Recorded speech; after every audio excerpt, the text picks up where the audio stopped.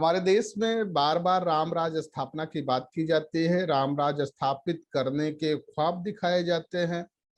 और उस ख्वाबों की अगर ये कहा जाए कि सौदा किया जाता है, सौदेबाजी की जाती है, तो जो सौदेबाजी करता है उसे सौदागर ही कहते हैं, उसे समाज सेवक नहीं कह सकते। लोकतंत्रात्मक शासन प्रणाली के आधार पर जिन्हें सत्ता मिली है, उसे इस देश का प्रतिनिधित्व कहना या प्रतिनिधि कहना भी शायद उचित नहीं होगा, अनुचित होगा। आज राम राज स्थापित करने का मकसद क्या है, राम राज स्थापित करने के पीछे लोगों की चाहत क्या है, राम राज स्थापित करने के ख्वाब ही क्यों दिखाए जाते हैं, ये अहम प्रश्न है और उसी अहम पर प्रश्न पे चर्चा करेंगे। हम हैं गौतम राणे सागर और आपके बीच उपस्थित हैं दर्द भारत न्यूज चैनल के लिए लेकर कार्यक्रम उड़ान सोच की। उड़ान सोच की से मतलब है कि आप रचनात्मक सोच रखिए, अनावश्यक जो छल के, छद्म के, फितरत के इस तरह के शब्द हैं, छलावे हैं, और जो फितरत प्रस्तुत की जाती है आपके हितकारी बनने के, आपके हित में रह करके काम करने की, उससे सचेत रहने की जरूरत है। आपको आपके मूलभूत अधिकारों से परिचित होना चाहिए और वो मूलभूत अधिकार कहाँ से आपको प्रदान किए गए हैं, उन मूलभूत अधिकारों की रक्षा कौन करता है और उन मूलभूत अधिकारों की रक्षा करने वाले वो कौन कौन से संसाधन हैं, क्या उन संसाधनों को संसाधनों को तोड़ने की कोशिश तो नहीं की जा रही है, उन संसाधनों को कमजोर करने की कोशिश तो नहीं की जा रही है जिसकी वजह से रामराज के ख्वाब दिखाए जा रहे हैं। ये होता है कि धर्म की चाशनी में लपेट करके जब भी किसी चीज को परोसा जाता है, तो जो साधारण लोग हैं, साधारण लोगों के लिए धर्म दो तरह के महत्व रखता है। वैसे हर व्यक्तियों के लिए अगर ये कहा जाए, दार्शनिक तौर पे कहा जाए, दर्शन के हिसाब से देखा जाए, तो धर्म दो तरह का महत्व रखता है। पहला महत्व जो साधारण लोग होते हैं उनके लिए धर्म का मतलब होता है देवालय और आराधना। लेकिन जो प्रबुद्ध लोग होते हैं, जो ज्ञानी लोग होते हैं, उनके लिए धर्म का मतलब होता है तत्व ज्ञान, और तत्व ज्ञान का मतलब होता है उन नीतियों का सूक्ष्मता से ज्ञान जिन नीतियों को लागू करके वो इस देश में अपने राज्य सत्ता की स्थापना कर सके और मनमानी कर सके। और जिन पे मनमानी कर रहे हैं उन पे ये भी ये खुलासा न होने दें कि हम उनके अहित अहित के लिए काम कर रहे हैं। और ये तभी संभव है जब किसी भी चीज को धर्म की चाशनी में लपेट करके परोस दिया जाए। चलिए, अगर हम ये मान लें कि राम राज स्थापित करने का मकसद क्या है, अगर इस देश में राम राज स्थापित हुआ तो राम तो रानी के पेट से पैदा हुए थे। ये सच है कि तुलसीदास जी को अगर हम पढ़ें और वाल्मीकि रामायण पढ़े या जितने विभिन्न भाषाओं में, जो भारत की भाषाओं में रामायण लिखे गए हैं, उन सबको पढ़े तो हम इस निष्कर्ष पे पहुंचते हैं कि दशरथ, शायद प्रश्न उठता है क्या दशरथ बायोलॉजिकल फादर हैं राम के, क्योंकि ये कहा जाता है कि दशरथ जब युवा थे तो वो धनुर्धार, बहुत अच्छे धनुर्धारी थे, अचूक उनके निशाने थे, आवाज सुन करके ही वो किसी का भी किसी चीज का शिकार कर लेते थे। और परिणाम ये हुआ कि उस शिकार करने की दिशा में श्रवण कुमार का नाम आप सभी ने सुना होगा। श्रवण कुमार के माँ बाप जो अंधे थे, उनको तीर्थ यात्रा पे श्रवण कुमार अपने कंधों पे लेकर के निकले थे। जब उन्हें प्यास लगी तो प्यास लगने के बाद उनके माँ बाप ने कहा कि जब हमें प्यास लगी है तो पानी की तलाश में घड़ा लेकर के वो सरयू नदी की तरफ गए, और सरयू नदी से घड़ा जैसे ही उन्होंने डुबोया तो घड़े से आवाज आई। पानी जब भरता है तो थोड़ी आवाज आती है, आवाज आई तो ये कहा गया कि राम के पिता Dashrath, biological father question mark करते हैं कि राम के पिता दशरथ, ये प्रश्नवाचक है कि राम के पिता दशरथ ने आवाज जैसे ही सुनी, उस आवाज की दिशा में यह सोच करके शायद कोई मृग होगा, कोई हिरन होगा, उस दिशा में उन्होंने तीर चला दिया और तीर सीधे श्रवण कुमार के सीने में जा घुसा और इतना रक्त निकल चुका था उस तीर से।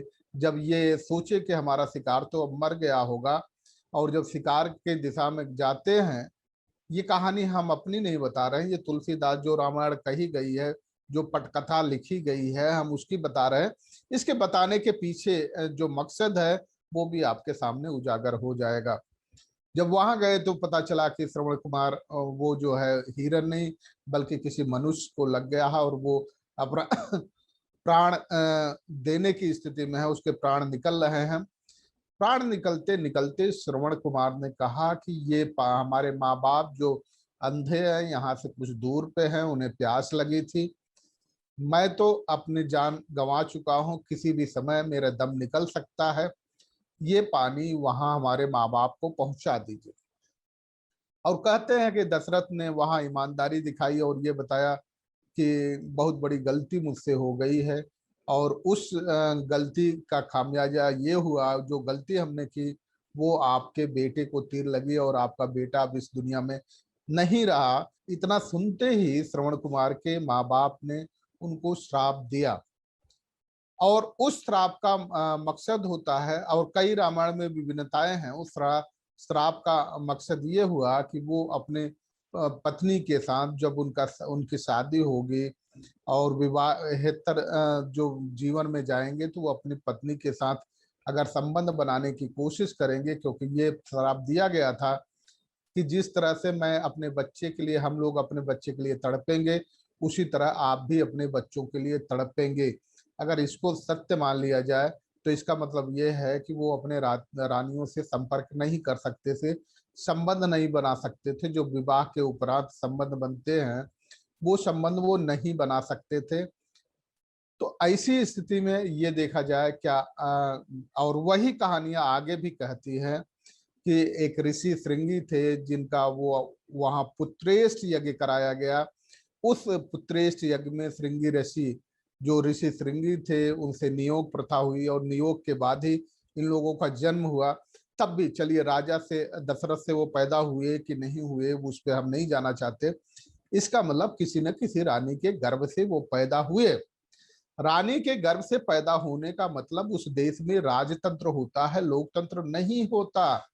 तो क्या इस देश में राम राज स्थापित करने के पीछे ये मंशा तो नहीं है, इस देश में जो लोकतंत्र है और उस लोकतंत्र के आधार पे जो गरीब लोग हैं, जो दलित लोग हैं, जो आदिवासी हैं, जो अति पिछड़े हैं, जो पिछड़े लोग हैं, जो आर्थिक तौर पे कमजोर लोग हैं, वो भी जागरूक हो रहे हैं, वो भी अपने फंडामेंटल राइट्स, मूलभूत अधिकारों की मांग कर रहे हैं।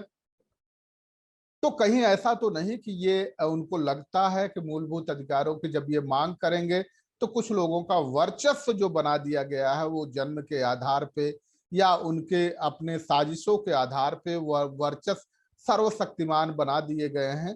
तो क्या उस तरह से सर्वशक्तिमान वो बने रहेंगे? शायद उनको ये भय लगता है, इसलिए इस लोकतंत्र को खत्म करना चाहते हैं, क्योंकि लोकतंत्र में वोट का अधिकार जनादेश हासिल करना पड़ता है, और जनादेश हासिल करने के लिए जनता के से जो किए गए वादे हैं उन वादों को निभाने की कोशिश की जाती है।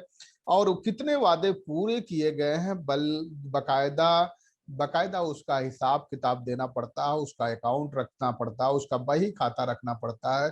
लेकिन जो काम जो नारे बुलंद करते हों देश की जनता के हित में, लेकिन काम करते हो किसी और के हित में, तो वो प्रश्नों से बचना चाहते हैं। और लोकतंत्र में प्रश्नों से बचने की कोई जगह नहीं है। लोकतंत्र में प्रश्नों का जवाब देना ही पड़ेगा।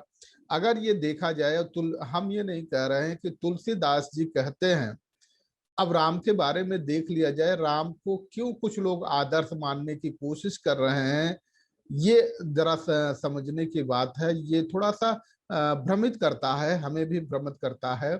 और जो लोग धर्म से अंधे नहीं है, धर्मांध नहीं है।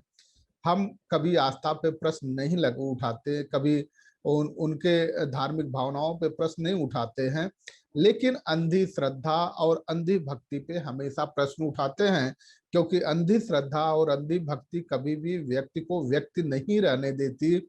उसके एक व्यक्ति होने के मूल्य क्या है, एक व्यक्ति होने की जिम्मेदारियां क्या हैं, एक व्यक्ति होने के उत्तरदायित्व क्या है, वो हमेशा उससे विरत रहता है या उससे विपथन उसका हो जाता है। उस विपथन की स्थिति में वो अपने दायित्वों को नहीं निभा पाता। इसलिए अंधभक्ति और अंधश्रद्धा के हम हमेशा खिलाफ रहे हैं। तुलसीदास जी को देखा जाए तो तुलसीदास ने कहा कि कोट विप्र बध लागह जाऊं, कोट विप्र बध लागह जाऊं, आए शरण तजहि नहु ताहू, आए शरण तजहि नहु ताहू। इसका मतलब ये हुआ कि अगर कोई व्यक्ति इतना बड़ा पापी है, अगर उसने करोड़ों ब्राह्मणों की भी हत्या का उसका पाप, ब्राह्मणों की हत्या की है, तो ब्राह्मणों की हत्या क्यों कोई करेगा? उस तुलसीदास बताने की कोशिश कर रहे हैं कि जो ब्राह्मण के आशीर्वाद में ही सब कुछ समाहित है, वो उस ब्राह्मण की हत्या कोई क्यों करेगा? और ऐसी स्थिति में ब्राह्मण की, एक दो ब्राह्मण की हत्या नहीं बल्कि कोट विप्र बध लागह जाऊं, करोड़ों लोग, करोड़ों ब्राह्मणों के वध का पाप भी, वध का अपराध जिसने किया हो, अगर वो हमारे शरण में आ जाए तो मैं उसे तजता नहीं हूं, स्वीकार कर लेता हूं। मतलब हम उसको संरक्षण देते हैं। इसका क्या मतलब हुआ कि राम जिस तरह से आजकल शब्द प्रचलित है अंडरवर्ल्ड, क्या उसी तरह से राम थे जो अपराधियों को संरक्षण देते थे, अपराधियों को संरक्षण देने वाले थे? तो उसी तरह कहीं ऐसा तो नहीं कि राम राज्य स्थापित करने की दिशा में भाजपा भी जब उसी तरह आगे बढ़ रही है, जो भी जब दूसरी पार्टी में होता है उसके ऊपर आरोप लगते हैं, प्रत्यारोप लगते हैं, सीबीआई रेड करती है, ईडी रेड करती है, इनकम टैक्स रेड करता है, लेकिन जैसे ही वो भारतीय जनता पार्टी की शरण में आ जाता है तो वो उसके ऊपर न सीबीआई रेड करती है, न ईडी रेड करती है। मेरे ख्याल से उस समय शायद आंखों में उनके मोतिया बिंद हो जाता है सीबीआई के, आईडी के, वो ढूंढने से वो नहीं मिलते। वो अपराधी जब भाजपा में चले जाते हैं, या भाजपा की इतनी बड़ी छत्र छाया है जहां ढूंढ पाना न सीबीआई के बस का है, न ईडी के बस का है, न आईटी के, इनकम टैक्स के बस का है। तो क्या ये अपराधियों को संरक्षण देने वाले लोग हैं जो ये कहते हैं कि राम राज स्थापित करना चाहते हैं? जिस तरह से तुलसीदास ने कहा कि अभय दान देने वाले अपराधियों को राम अभय दान देने वाले थे, और तो उसी तरह क्या भाजपा अभय दान देने वाली है? अगर वास्तव में धर्म, अब ये भी देखना जरूरी है, क्या धर्म वाकई इतनी बेहतर चीज है? अगर धर्म इतनी बेहतर चीज है तो जो मंदिरों के मठ थे, जो मंदिरों में जिनका दबदबा है, चढ़ावे पे अपना एकाधिकार है, वहां एक राज्य है, एक छत्र राज्य है, लोग चरण स्पर्श करने के लिए बाध्य ही नहीं होते, लालायित रहते हैं, ऐसा व्यक्ति, ऐसा महात्मा व्यक्ति फिर वो सत्ता में क्यों आने की कोशिश करेगा, सरकार में आने की कोशिश क्यों करेगा? इसका मतलब यह है कि असली सत्ता सरकार में आना होता है, लोकतंत्रात्मक शासन प्रणाली के आधार पर ही ताकत वहां मिलती है। उस ताकत के लिए लोग भूखे रहते हैं और धर्म का जो चोला ओढ़ते हैं। काफी लोग तो ऐसे हैं जिनका ड्रेस देख लिया जाए तो, अभी आप कुछ करीब 20 साल पहले गांव में रहते होंगे, तो ये ड्रेस देख लेने के बाद लोग अपने बच्चों को छुपा लेते थे कि बच्चा चोर आया है, बच्चा उठा ले जाएगा, बच्चे को उठा ले जाएगा और उसको जोगी बना देगा या कुछ भी कर देगा। उस समय लोगों को ये शायद एहसास नहीं था या इतनी जानकारी नहीं थी कि जो बच्चे जाते हैं उनका उनके अंगों का, उनके पतंगों का शायद स्मगलिंग होती हो, ह्यूमन ट्रैफिकिंग होती हो। शायद वो अंदाजा नहीं था, तो यही अंदाजा लगाते थे कि ये लोग बच्चा उठा ले जाएंगे, जोगी बना देंगे। और आज तो शब्दों का बड़ा बेहतरीन खेल हो रहा है। जो जोगी है वो भी अपने आप को योगी कह रहा है। अगर योगी है तो फिर उसे यहाँ ये दुनियादारी की चकाचौंध में रहने की जरूरत क्या है? उसको जरूरत पड़ती नहीं। योगी तो एकांत में रहता है, गुफाओं में रहता है, जंगलों की खोह में रहता है। वहां ले दे करके अपने योग से उसको मतलब रहता है। उस योग के दम पे सर्व सब कुछ वो पाना चाहता है। फिर उसे सत्ता में आने की जरूरत क्या पड़ती? और ऐसे भी लोग क्या योगी हो सकते हैं जिन्होंने अपने जीवन में कभी सच बोला ही नहीं? खैर, उस प्रश्न पे नहीं, प्रश्न आज राम पे केंद्रित करते हैं। तो क्या इस देश में जो लोकतंत्र है, लोकतंत्र खत्म हो जाएगा? क्या एक ऐसे राम की कल्पना होगी जो स्वर्ण मृग के पीछे भागेगा? उसे इतनी भी अकल नहीं होगी कि सोने का हिरण नहीं होता है, लेकिन वो उसके पीछे भागेगा? क्या उसे इतनी भी अकल नहीं? क्या ये भी इस देश में होगा? सुपर्णनखा के नाक और कान काटे जाएंगे सिर्फ इसलिए कि उसने विवाह का प्रस्ताव दे दिया? अगर इसको देखा जाए, विवाह के प्रस्ताव पे नाक और कान काटे जाने का जब प्रश्न उठता है, तो जैसे आजकल आप देखिए कि बहुत सारे लोग जब किसी पे या तो उनसे प्रेम चलता रहता है और प्रेम में वो असफल होते हैं, तब उन लड़कियों पे तेजाब डालते हैं। तो उस समय शायद तेजाब न इजाद हुआ हो, इसलिए नाक और तीर धनुष होते थे, तलवार होती थी, तो नाक और कान काट लिए जाते थे। ये प्रश्न एक बौद्धिक समाज को करना चाहिए। बौद्धिक समाज चिंतन देता है, बौद्धिक समाज तर्क करने की शक्ति देता है। बौद्धिकता कहती है किसी भी वस्तु को स्वीकार करने से पहले उसके सकारात्मक पहलू को देखिए, उसके गुणात्मक पहलू को देखिए, उसके रचनात्मक पहलू को देखिए, उसके फिर इसके बाद उसमें त्रुटियां क्या हो सकती है, उसका विरोध क्या हो सकता है, उसमें गलतियां क्या हो सकती है, फिर उसको कुतर्क भी करिए। कुतर्क भी करने की जरूरत है। बौद्धिक है आप तो ये सब करने की जरूरत है, लेकिन यहां ये कहा जाता है कि हर चीज को आप मानिए, जानने की जरूरत नहीं है। उदाहरण के तौर पे जैसे हमारे ये उत्तर प्रदेश में देख लिया जाए, तो उत्तर प्रदेश के जो मुखिया हैं, जिनके बारे में अभी हम पहले भी तस्करा कर रहे थे, वो कहते हैं कि हमने 4 लाख सरकारी नौकरियां दे दी और 2000 के आसपास जो ग्राम पंचायत, ग्राम सेवक और समाज और समाज कल्याण में तमाम इस तरह से काम करने वाले जो सेविका वगैरह थी, उसके पद निकाले गए थे, तो वो भी कैंसिल कर दिए गए। एग्जाम उन्होंने कराया, कॉपियां उन्होंने जांची, वो भी कैंसिल कर दिए गए। जब 2018 के निकाले गए, 2000 के आसपास जब ये वैकेंसी ही नहीं भर सके आप, तो 4 लाख कहां से दे दिया? कहां से दे दिया? इतना झूठ बोलने वाला व्यक्ति कोई ऐसा भी व्यक्ति हो सकता है जो धार्मिक तो कतई नहीं हो सकता, धर्म की आड़ में फरेबी हो सकता है, फितरत करने वाला हो सकता है, छल करने वाला हो सकता है, धोखेबाज हो सकता है, धार्मिक व्यक्ति नहीं हो सकता। और योगी तो परिकल्पना से भी दूर है। योगी के बारे में ये कहा जाता है जिसने योग सीख लिया, उसके अंदर फिर न किसी से माया रह जाता है, न किसी से मोह रह जाता है, न किसी से तृष्णा रह जाती है। उसकी तृष्णा मर जाती है।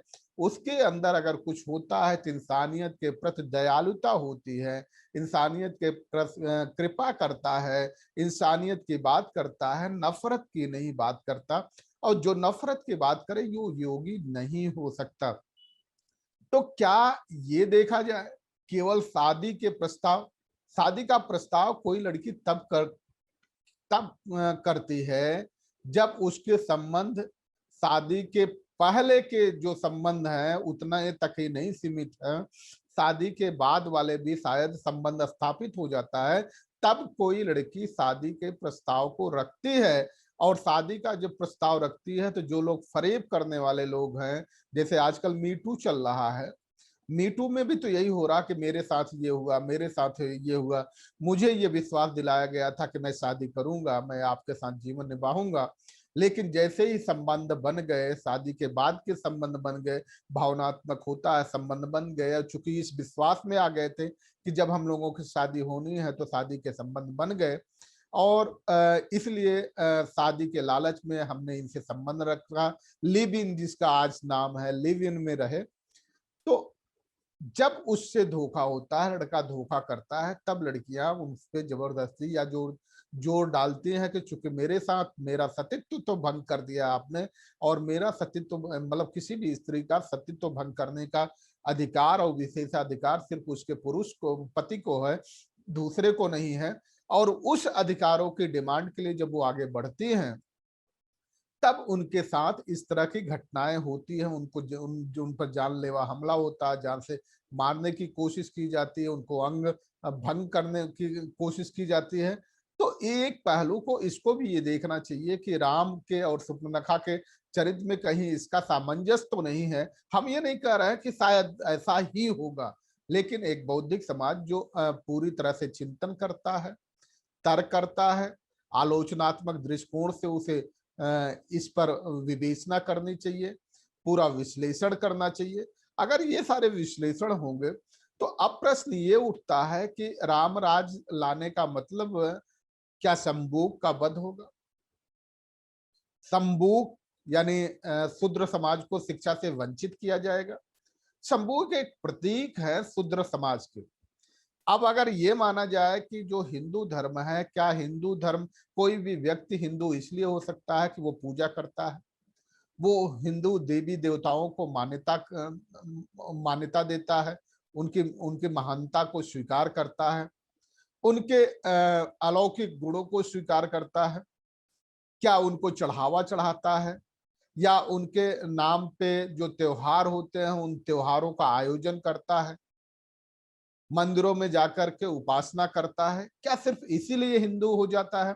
क्या हिंदू, या अगर वो ब्राह्मण को मान्यता न दे, उसको जन्मजात सुप्रीम न मान ले कि उच्च कुल में पैदा हुआ है, महान व्यक्ति है, अगर वो ब्राह्मण को ये न माने तो क्या हिंदू रह पाएगा?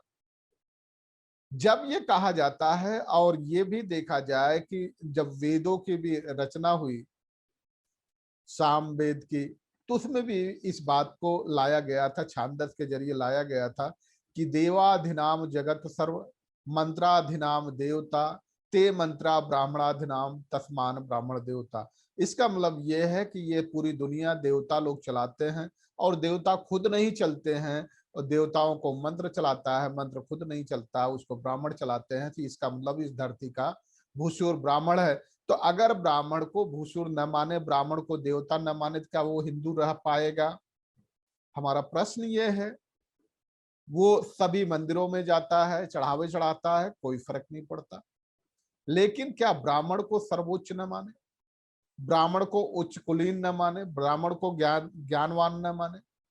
और खास तौर से उन पुरोहितों को जो पाखंड करते हैं, जो चढ़ावे के नाम पे एक तरह से लूट करते हैं, अगर यही धर्म की ही व्याख्या है, तो इसका मतलब ये होता है कि यहाँ सर्व ब्राह्मण जो कह दे उसको बगैर तर्क के, बगैर कुतर्क के आप अगर स्वीकार कर लेते हैं, तब आप हिंदू हैं।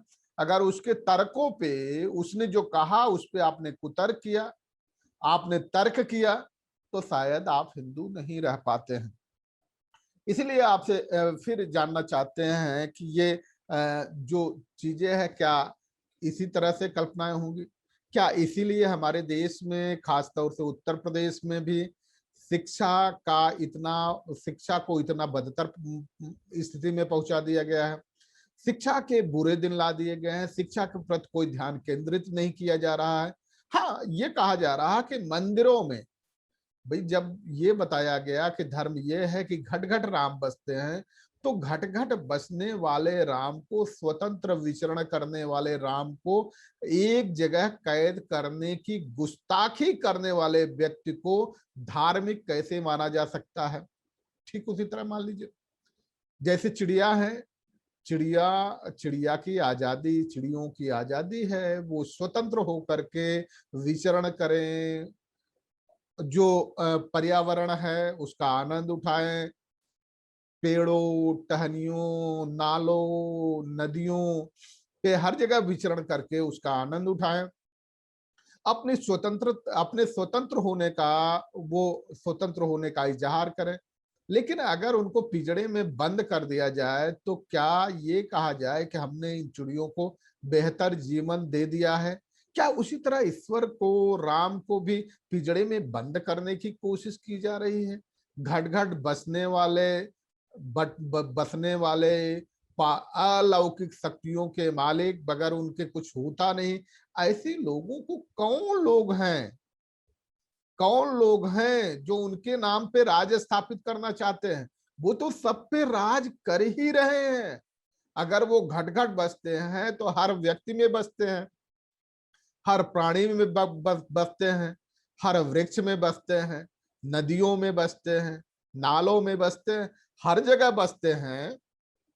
तो उनको एक जगह समाहित करने की गलती कौन कर रहा है? इसका मतलब यह है कि कोई ऐसा है जो असीम शक्तियों के मालिक भगवान को भी कैद करने की क्षमता रखता है, तो वो धार्मिक नहीं हो सकता।